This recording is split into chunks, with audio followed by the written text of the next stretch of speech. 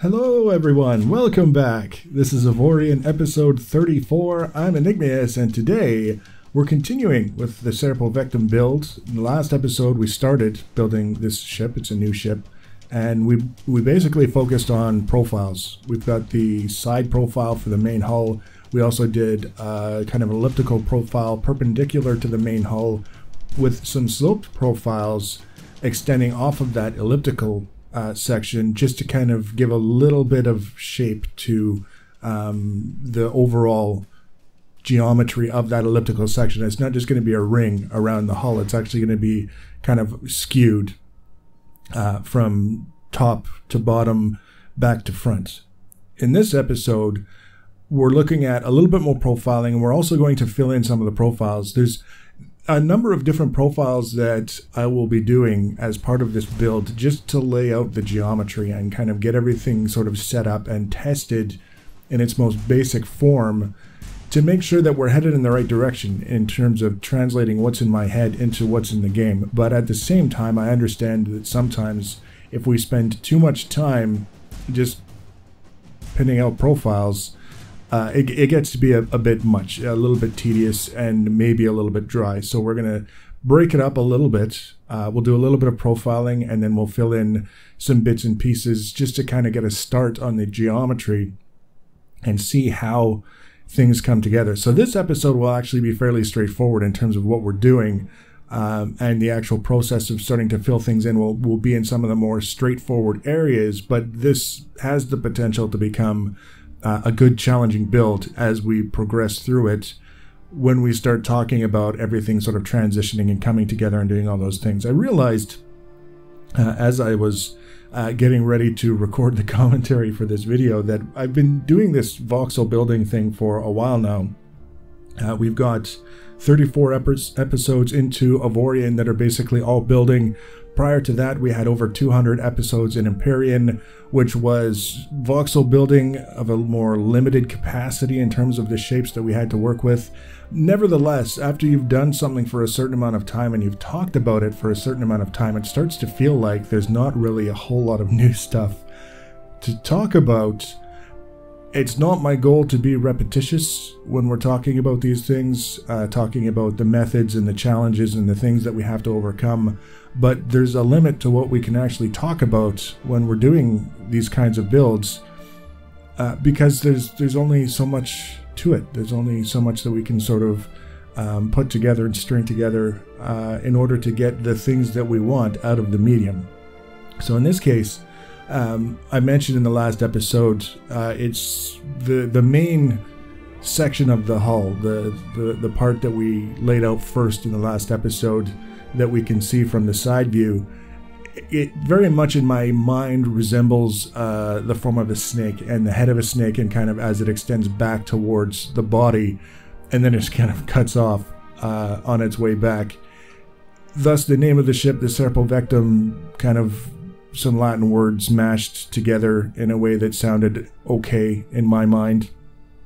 But the nature of this sort of design, it entails a lot of curves, not so many abrupt angles. It's not so angular in most cases as it is curved. Even in its most angular sort of form, it's still, you don't really notice angles, you notice curves. And one of the things we'll do here is we'll be able to highlight the whole hull momentarily, and you'll be able to see a little bit more clearly exactly what that looks like. So you can see there, we just did basically sort of like the top-down profile for the main hull section, and that's not to say that that's the extent of the geometry that we're going to be building around, but it's one of the main sort of lines that I had in mind. And now what I'm doing is I'm taking and I'm creating another sort of face on the hull that's still following the line that we just created, that profile, but at the same time it makes it so that we've got more sort of curves and contours and things coming together. In this case, we're going to have sort of a flat section on the sides of this forward part of the hull. And it was one of those weird things where I kind of came up with the idea just as a way to make things look a little bit more interesting. But in the process of doing that, I realized that it sort of resembles the back jaw section of a snake. It's not like I'm trying specifically to make something that looks like a snake. This whole design is something that came to mind, and I put it in my head, and I started tweaking it in my head, and then I realized, you know what, that looks like a snake. And now this detail here that we're profiling is the same thing. It appeared in my head, and I said, you know what, I kind of like that idea, and then I realized it looks like the back part of the jaws. It's weird, just bizarre the way things work out sometimes. This isn't especially difficult, this part that we're working on. I'm basically cheating a little bit, and that top part of the side profile that we did in the last episode that we're working near here, when we kind of get a side view looking the other way, right there at the very top, there's certain dimensions to each of these line segments that make up the curve along that top section, and we're basically using those same dimensions on this particular profile. It's just down a little bit lower, so it's not going to extend as far forward or back before it hits that middle line, but it's still the same thing. So it's a little bit cheaty and a little bit sneaky, and it's completely okay in my books. But you can see it's coming down and intersecting with that center line, the profile that we just did, long before the actual top sort of curve does. So we're building sort of this almost symmetry out of asymmetry. Things don't necessarily always line up, but by using similar geometry in various different places, we get sort of a unified theme, I think, which is kind of an interesting thing to have from time to time if we're going for elegance and sort of like that sleek look, which I think we can definitely pull off with this build if we're a little bit careful. And we're doing the exact same thing on this profile that we've just started.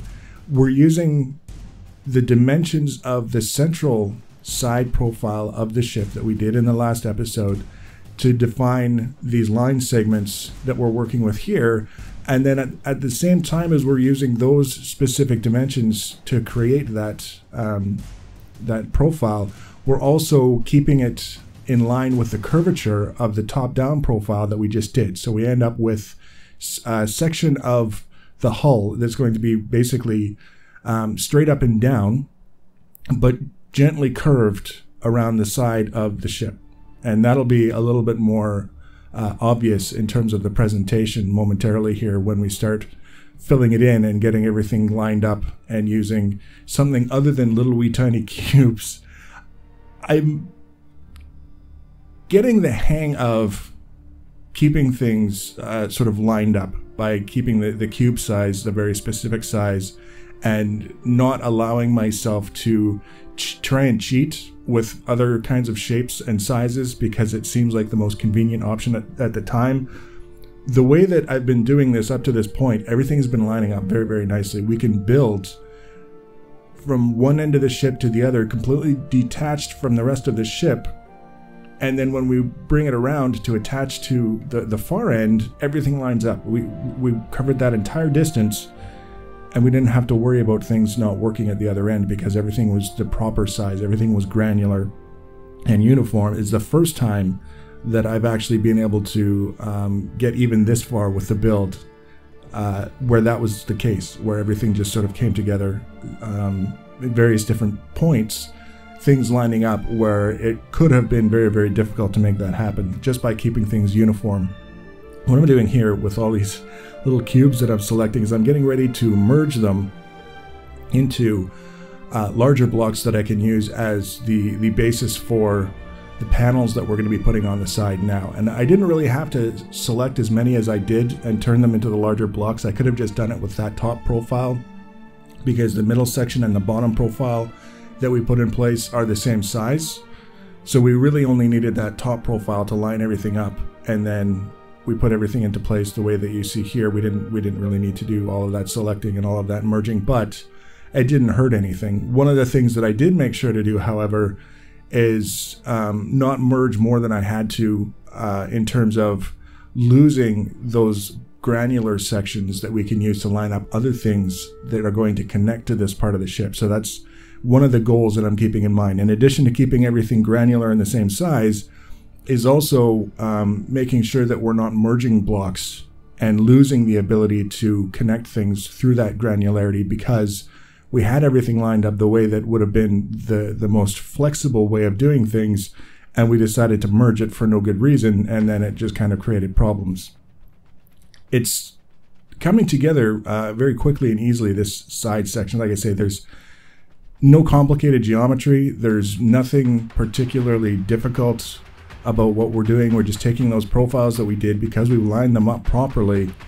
We just put these blocks, in this case we're using slope blocks, in place, line them up, make sure that they don't go over or under or anything like that, the geometry that's already there, and we are left with a reasonable start, I think, for that part of the ship. It gets a little bit more complicated a little bit later on when we have to think about how we're going to have all of these other contours coming together and lining up with that, but we'll cross that bridge when we get to it. This was another section that could have been really quite difficult if we hadn't done the layout the way that we did, keeping everything granular, everything uniform, and making sure that we aren't giving ourselves leeway to kind of take any shortcuts. The short-term benefit sometimes may seem like it's worth it, but my experience has taught me that the long-term benefit is really offset by the complications that it creates later on. You can see we're getting to this point here where we've got this, basically the slope that we're working with from the top down is going from front to back. That's a pretty good view that we're looking at, the most basic form of that slope on the front. But now we're taking that same sort of angle, that same slope, and we're wrapping it around the front section of the ship. And this is where it starts to get a little bit tricky. Just choosing the right blocks in the right dimensions and making sure that everything is supporting not only where we are, but where we're trying to take this particular section of the ship. And there's actually a point here where I start using blocks that are half the thickness of the ones that we've been using up to this point, instead of the cube size dimensions as the basic sort of minimum size. It seemed very briefly like I would be able to get what I was going for by using those smaller blocks, a little bit thinner, half the thickness basically is what it worked out to. And it didn't take long before I realized that that was, again, one of those shortcuts. It seems like a great idea at the time, but when you actually put it into practice and then you try and make everything else fit alongside it, it wasn't really the best choice at all.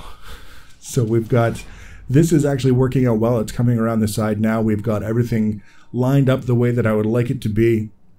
It's uniform. It's got the shape that I'm looking for. It's lined up with everything, and it's set up in such a way that we can continue to add to it and line things up and have the outcome that we're looking for. So we're just doing a little bit of cleanup on the back. And now we've got this front section sort of roughed in, coming around the side. We've got that side panel that we put in the profiles for. So the next episode, we're going to be continuing. We'll do a little bit of profiling and a little bit of filling in until we get to a point where we've got most of the hull done.